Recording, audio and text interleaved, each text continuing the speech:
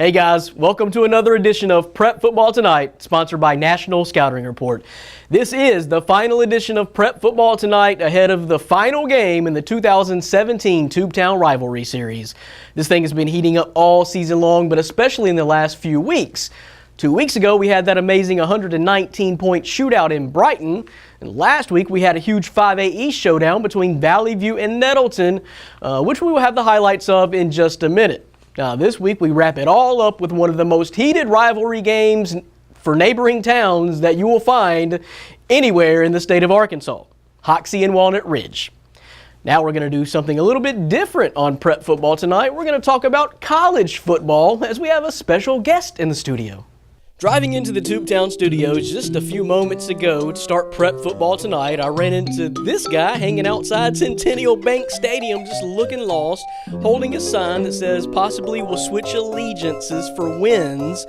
So I'm trying to figure out what that means. We obviously have a Razorback fan in the house just roaming around Jonesboro this afternoon. What was going on? Just, getting close, being uncommon, if you will. And just trying to stay uncommon. And so how close to what exactly are we talking about here? Well, we're close. We're just, everything's starting to fall in place, and it's getting there, and I know everybody doesn't like it, but we're close. Okay, all right. So what got you down here to Jonesboro this week? Are you traveling back from Oxford? It was a great weekend for the Razorbacks in Oxford. Are you heading back to Fayetteville? Yeah, I'm taking the uncommon route. It's a little off the beaten path, and it takes a little longer than usual, but once we get there, it's going to be great.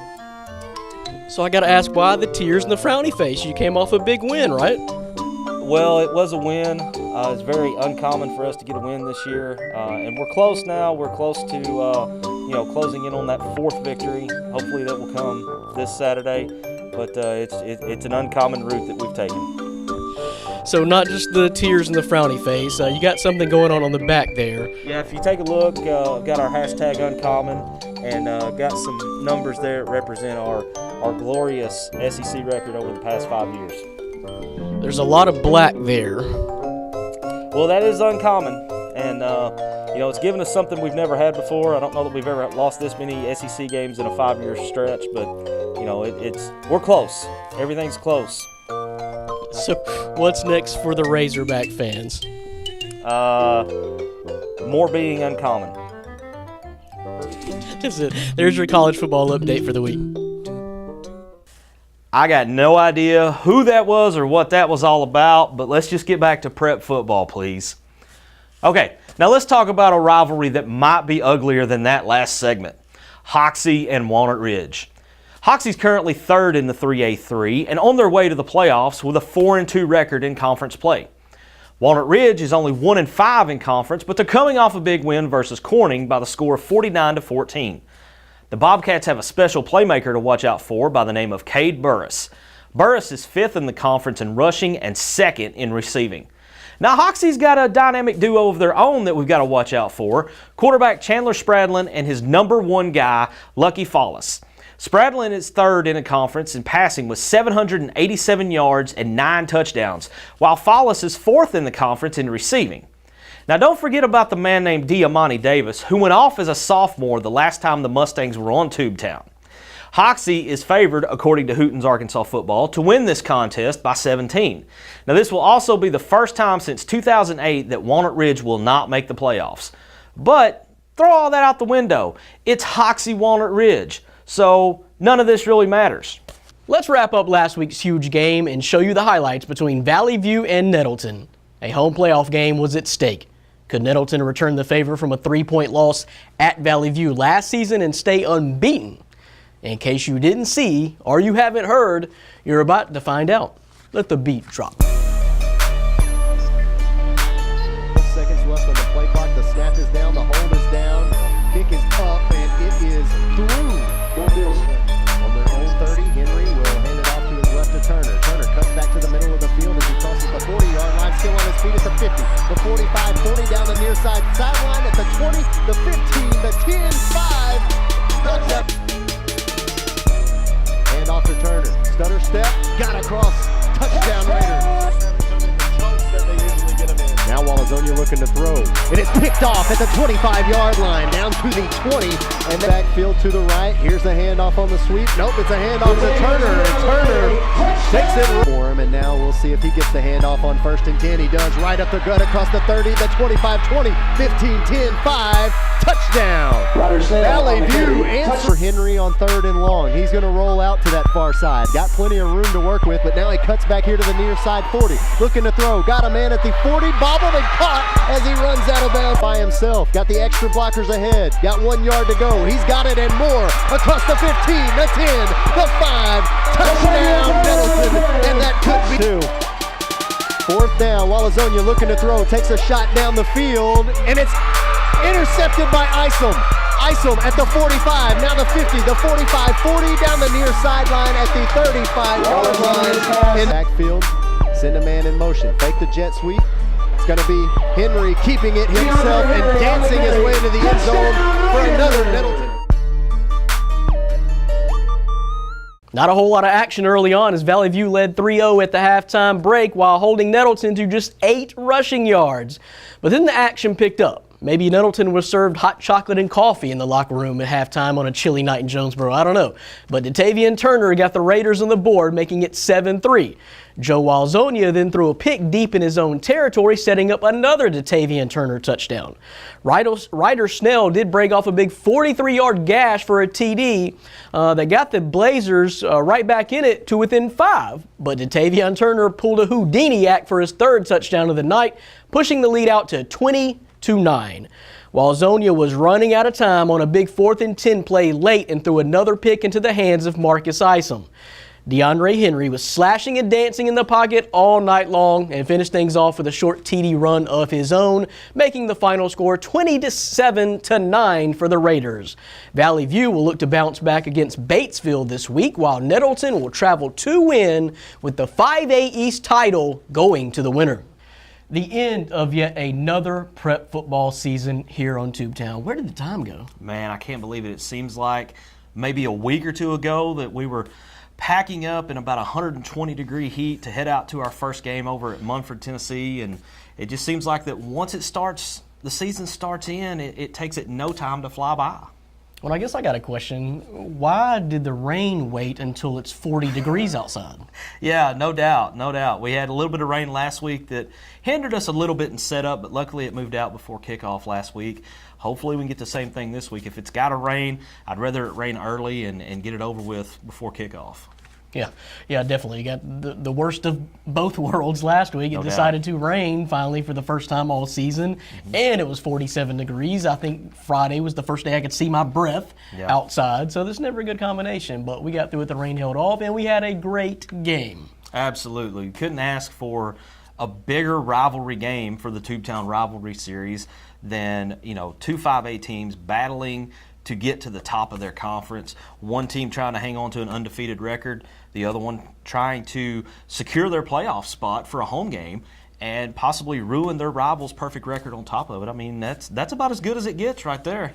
If you ask both schools, would you think that the other one would tell you that the other school is their biggest rival? I would think so, yeah. I know at one time Valley View and Westside were really huge rivals, but when Valley View jumped up to 5A, I think Nettleton slipped in and filled that role. It's been called the Crosstown Showdown for several years, and it's, you've always got the close game. Last year it was a 4th and goal with, I think, less than 10 seconds left, and then this year you have the close game where Nettleton finally pulls away late in the game, but that final score was not any kind of indication of how close this game actually was. No, if you saw the halftime stats, Nettleton had next to nothing at halftime. They had 8 rushing yards and I believe 29, 30 passing yards. Yeah. I mean, not much at all. Around 40 yards total on the game. And Valley View wasn't really trying to fool you with their playbook. They were running straight up the middle. Yeah, it was Snell left, Snell right, Snell up the middle, and then maybe Walzonia keep every now and then. So they knew what was going to happen there on the Nettleton defense, and they lined up and ran right at them. So those two teams, you mentioned West Side, Valley View, but West Side, of course, being the 4A. Right. You got Jonesboro, the other in-town, I guess, rival of these schools, are in the 6A. So these two, they're headed towards meeting with some pretty big games on the line in the 5A East for the next several years. Oh, no doubt. I mean, that's and that's what you like to have. I mean, there's just a handful of miles that separate these two campuses. I mean, this, it's kind of like in college basketball. You got Duke and Carolina that are 6 miles apart. I don't know that Valley View and Nettleton are even that far apart. So it's a great rivalry game, and it never disappoints. It always lives up to the hype.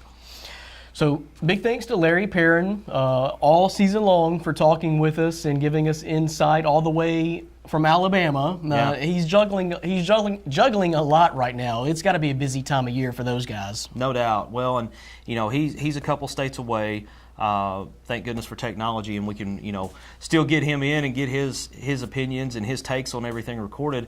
And in addition to keeping up with everything that's going on here and West Tennessee, I'm sure he's enamored in the Alabama high school football scene as well. So I don't know how the man keeps it all in his brain, but we send a big kudos to him for joining us again this year on Prep Football Tonight. It's been a blast. It seems like the last few times I talked to him, what are you doing this weekend? Well, I'm going to Kentucky. Well, I'm going to Texas. Right. I want to be here in Alabama. I think he was in Hoover, Alabama, I believe, last week scouting some players. So all over the place, but it's the time of year. If you're going to recruit college football players, you got to see them in high school, and the games are played on Friday night, so Absolutely. you got to travel quite a bit to see them. Well, and you're closing in on the end of the regular season and playoff time. The old saying goes, the biggest players make the biggest plays in the biggest games. So this is when you want to be out scouting and seeing what they can do when the competition is at its best. So also big thanks to Ritter was set up at the game, Nettleton and Valley View, this past Friday night, giving away all sorts of good things. And also a big shout out to Smoothie King, who joined us Friday night. Although it was 40 degrees, any time of year is really good for a smoothie. It's not like it's ice cream or frozen yogurt, but they set up, brought a nice spread, and I thoroughly enjoyed it. Yeah, no doubt. I mean, I'm going to get a sample. If it's 2 degrees or 100 degrees outside, I'm not going to pass up a free sample of a smoothie. So big thanks to those guys. Just a big season of prep football all year long, and as we mentioned before in the show, it seems like it's escalating every single week. Definitely. I don't know that we expected what we saw out of Brighton and Southwind with that explosion of points. We knew we were going to get a good game last week, and we did, and now this week it's a rivalry game. I mean, there's no better way to finish it out. This is, has to be one of the oldest and the most history-filled rivalries in all of Northeast Arkansas. Hoxie, Walnut Ridge. If you talk to some of the, old-timers from the area, they can tell you some great stories about this game from back in the 60s and 70s. And then, you get up a little closer to our generation and, you still got those great stories. And then there was a time where the series had to stop for a little bit because things may have got a little too intense. And so it's been brought back here just for a handful of years, and it seems like the intensity has stayed at a good level where you have a good rivalry. It's not over the top, but you still have that good rivalry where people can come in and enjoy beating the other team. I mean, and that's, Hoxie, Walnut Ridge, there's literally, you leave Walnut Ridge and you're inside Hoxie. It's hard to tell. Yeah, it's hard to tell. I mean, if you don't watch the road signs there, the city limit signs, thank you, come again, you're leaving Walnut Ridge and welcome to Hoxie could be on the same sign. So yeah. It's, that's about as close. You can't get any closer than that for rivals. And it just so happens the last several years that we haven't covered this game. It's the first time covering this game for Tubetown. Just scheduling, it hasn't worked out to where we've been able to cover the game. But this year is going to be the first. So I know really neither one of those towns are in our cable coverage area, but I guess since we started spreading out our viewership and coverage and putting the games live online, then we're kind of breaking boundaries a little bit. So perfect time to cover Hoxie at Walnut Ridge. No doubt, and coming off our highest viewed game of the year on Facebook Live with Nettleton and Valley View. So the bar's kind of been set there. So let's see if we can't break that record this week. I believe we had about 2,500 total views on the game last Friday night. So there you go, Hoxie, Walnut Ridge, Mustangs and Bobcats. If you can't unite for much, but you can unite to see if you can top the 2,500 views that Nettleton and Valley View combined for. Well, and I think Walnut Ridge administration, from what we've gathered this week, are definitely looking forward to it and looking for us to be there. So I think the word is going to spread, and I think we're going to have some great numbers on that game because, like you were saying, throw the records out the window, throw the playoffs out the window. This is, for any team not heading towards the playoff like a Walnut Ridge, this is your Super Bowl. Yes, this is the chance for Walnut Ridge to end their season on a positive note, not only by closing out the regular season with a win, but beating your biggest rival and possibly affecting their playoff position. That playing spoiler basically is the best that you can hope for right now. So get the W, beat your rival, and make it a harder path for them to take in the playoffs. I mean, that's, if you can do that, then you put that little check mark out beside, beat Hoxie, and then you've made one of your accomplishments for the year. Well, and you mentioned a guy named Cade Burris. Now, this is not going to be a pushover by Walnut Ridge because this guy does everything out there. You mentioned, I think he's top 3 or 4 in receiving and rushing. Yeah, he's out there doing everything. He's a jack of all trades. He's one of those that, you can't really plan to cover him strictly as he's lining up coming out of the backfield, because if you do, he may slide out to the slot, or he may take receptions from the backfield, and maybe like on a screen pass or something. So he's definitely a dual threat either way. It'd be interesting to see what Hoxie does to try to contain him and keep him under tabs. The Bobcat quarterback, Tristan Hoffman, has several TDs, I'm assuming thanks to Cade Burris. Oh, yeah. I mean, you would have to think if Burris is as high in receptions as he is, then, obviously some of Hoffman's TD passes are going to be Hoffman to Burris for 6. Going to be a good combo. And hey, don't forget about Diamante Davis. We saw him 2 years ago at Rivercrest as a sophomore running all over the Colts. Yeah, Diamante Davis, when we started looking at our notes for this game, I had to familiarize myself with some of these names, but Diamante Davis was one of those that triggered a memory right off the bat. Cecil Langston and Diamante Davis had great nights that was night. A wild night for sure. And I believe we had rain that night too, if I remember correctly. It was a wet night, probably one of our most wet nights that we've had covering live ball games. And that game should be up on our YouTube page. I recommend going back and looking and watching that game again. I think everyone remembers who Cecil Langston is. Definitely. Yeah, there's no doubt. And I believe he's still playing college ball somewhere. And I think he still holds records in the state of Arkansas, too. Yes, he does. And that Hoxie game from a couple years helped him achieve a little bit, if only slightly, some of those records. So, but also Chandler Spradlin and Lucky Follis, just some of the names to look out for in this big showdown coming to you this week on Thursday night. That's why we're dropping this pregame, this prep football tonight a little bit earlier this week for you, because we got a Thursday night game this week. We do. And that's, Arkansas splits their games Thursday and Friday on the final week of the season. So you can end up with just as many good matchups, but you just split them on 2 different nights. So thanks for watching all season long. We have got basketball coming up very, very soon. Matter of weeks.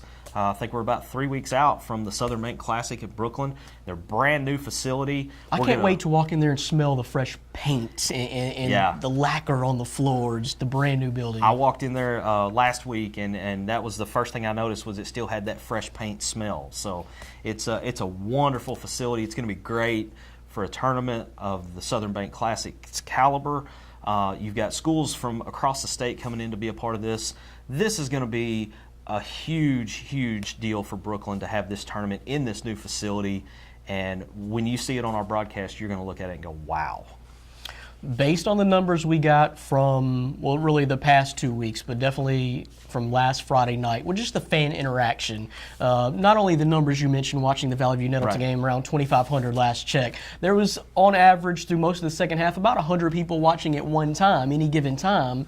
And there was, how many people shared it? 25 people or so shared it. I encourage you to keep doing that. Definitely. But all the comments, too. Folks were really into this game. Yeah, I enjoyed seeing the interaction that we can have with our fans, and that's one of the advantages that putting the games on Facebook Live gives us, is that we can, interact directly with our fans while they're watching the game. I mean, we had a lot, especially late in the game, it got to be where there was a lot of, Raider pride comments and, a couple of boos from Valley View fans, but it was fun to watch the interaction. Everybody kept it clean, and it was just a lot of fun.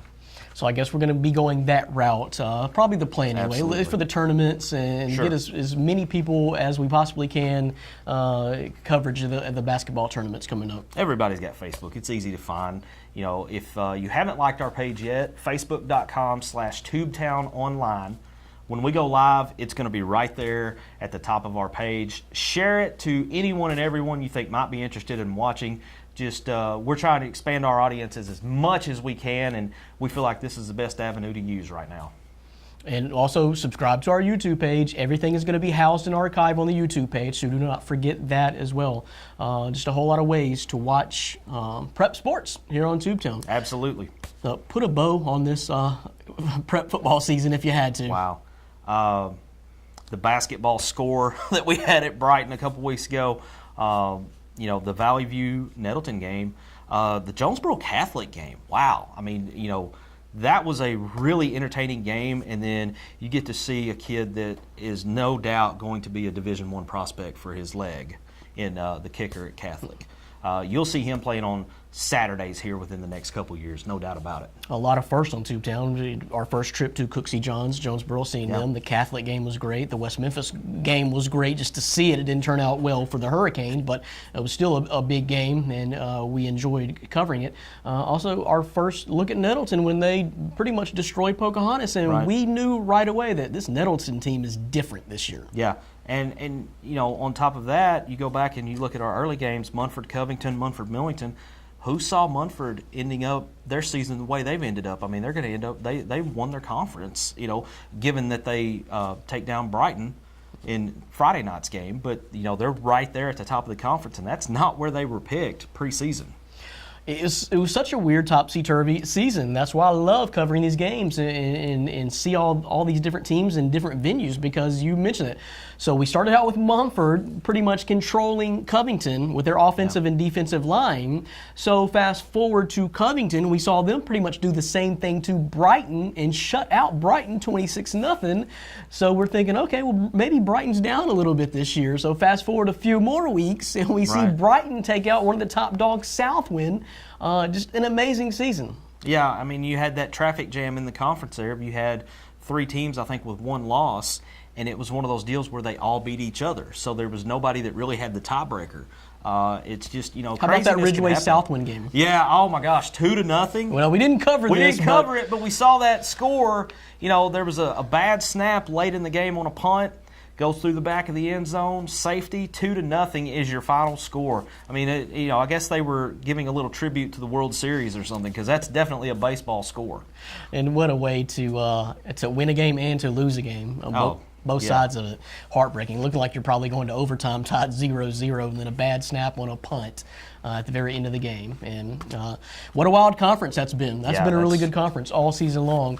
So we got so many teams in the playoff from our area. And all of our Tennessee teams are in the playoffs. Yeah, every one of them that we cover.